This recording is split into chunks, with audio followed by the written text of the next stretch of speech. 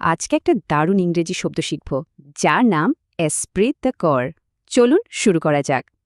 আচ্ছা, একটা ব্যাপার কি খেয়াল করেছেন?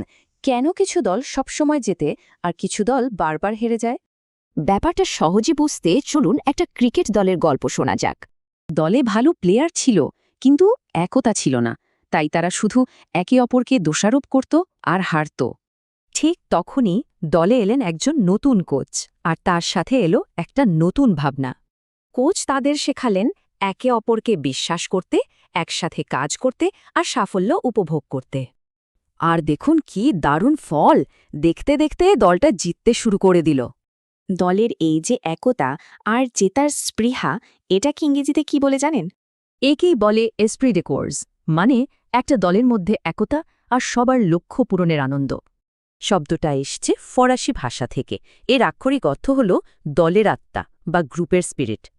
আমাদের গল্পের ক্রিকেট দলটার মতো এই এসপ্রি ডে কোর্সই তাদের জিতিয়ে দিয়েছিল। চলুন এবার কিছু বাস্তব জীবনের উদাহরণ দেখা যাক, তাহলে ব্যাপারটা আরও পরিষ্কার হবে। যেমন এই বাক্যে কোম্পানিতে ভালো টিম স্পিরিট থাকায় সবাই মিলেমিশে কাজ করতে পারছিল।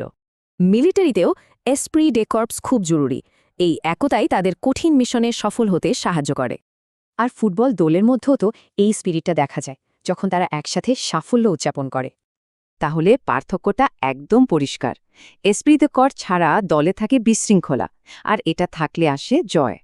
সহজে মনে রাখতে ভাবুন, দলের একতা, সবার একটাই লক্ষ্য, আর একসাথে কাজ করার আনন্দ।